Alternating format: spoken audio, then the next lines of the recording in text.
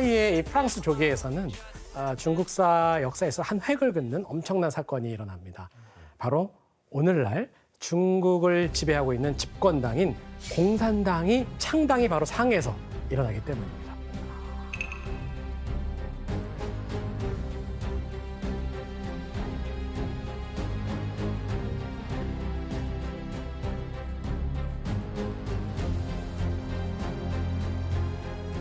당시 샹하이와 중국 주요 도시의 지식인들은 청나라라고 하는 일종의 틀이 몰락된 이후에 혁명은 제대로 진행되지 않잖아요.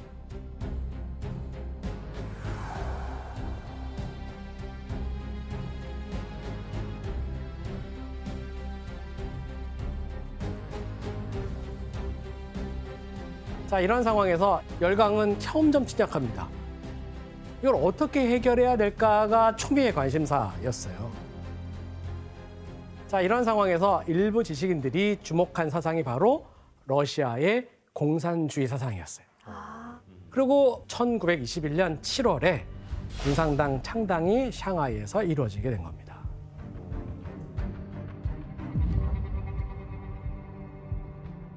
자, 이들은 노동자, 농민이 혁명 군대를 만들어서 정권을 뒤엎어야 된다라고 하는 의미의 강령을 만들었고요.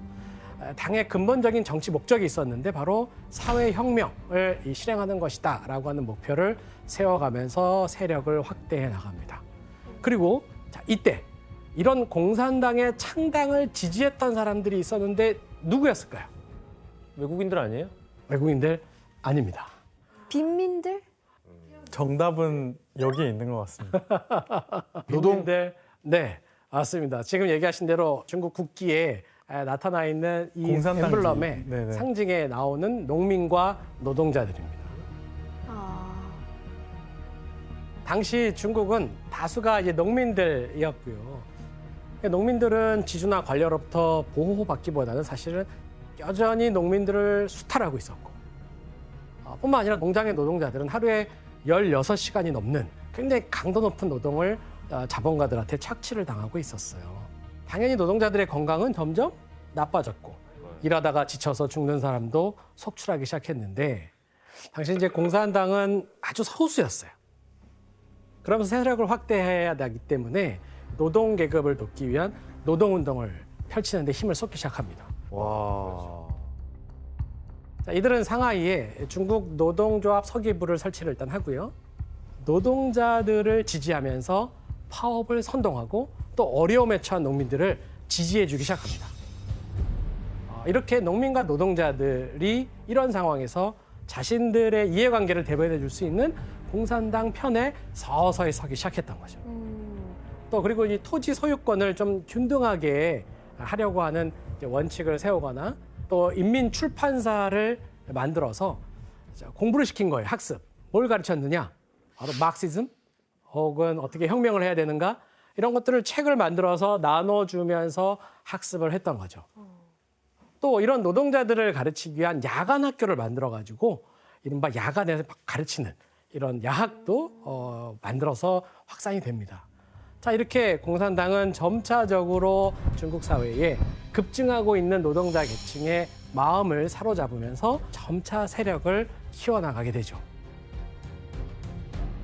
자, 그런데 여기서 점차 세력을 확장하고 있던 이 공산당을 지켜보고 있던 한 세력이 있었어요. 바로 순원. 그리고 그가 이끄는 국민당이었습니다.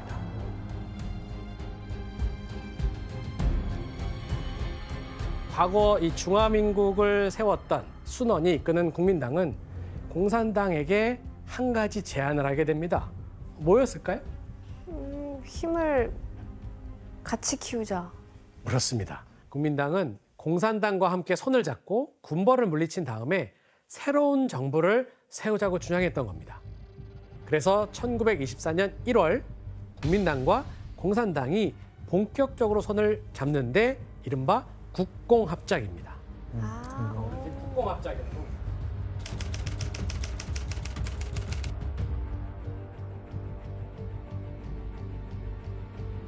자, 국공합작의 제안을 했던 사람은 당시에 국민당의 지도자였던 순원입니다. 맞습니다.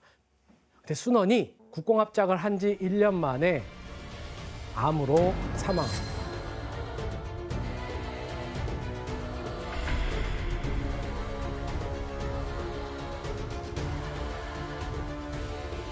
혹시 막 장제스 이런 인물이 등장하나요? 맞습니다. 오. 네.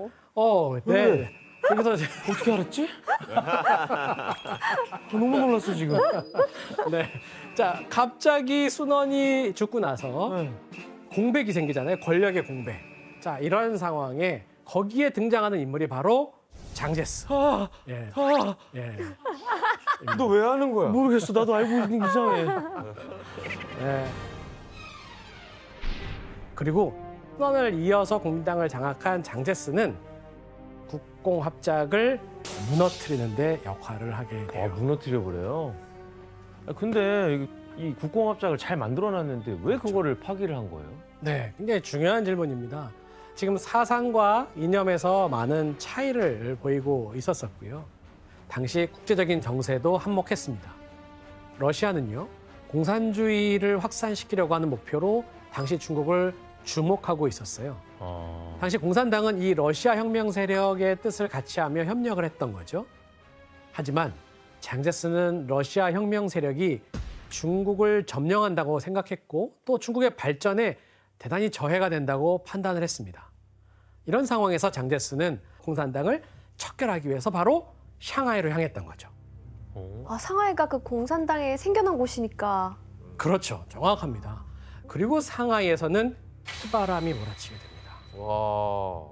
이제부터 상하이 순환사의 바로 세 번째 장이 시작이 되는데 바야흐로 1927년 4월 12일 장제스는 상하이의 이 엄청난 공산당 세력을 토벌하기 위해서 소탕 작전을 벌이는데 그게 그 유명한 4.12 샹하이 쿠데타예요. 아,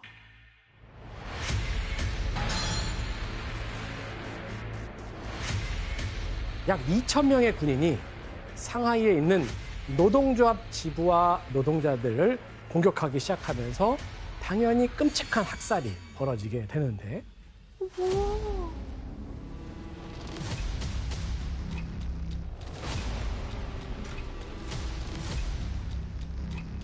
에이? 이거 뭐예요? 머리예요? 말도 안 돼. 이게 실제 사진이에요? 실제 사진입니다. 당시 공산주의자들을 공개적으로 처형하는 참혹한 현장의 사진이 남아 있었던 거죠. 자, 이런 만행과 도륙이 밤새도록 이어졌는데요.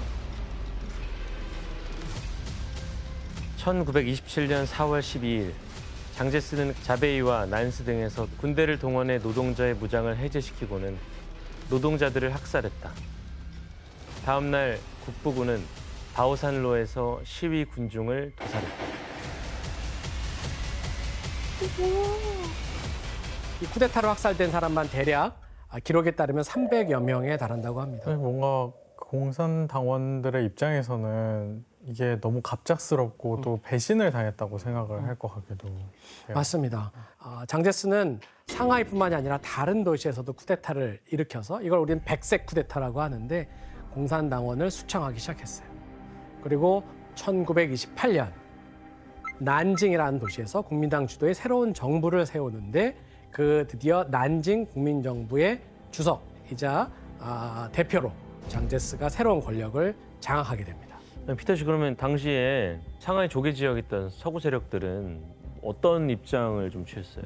뭐 영국과 프랑스, 미국은 뭐 중립을 선택했다고 했지만 그 세 나라는 공산주의 반대였잖아요. 그래서 약간 도와줬어요. 그 공산주의 수색하는 거.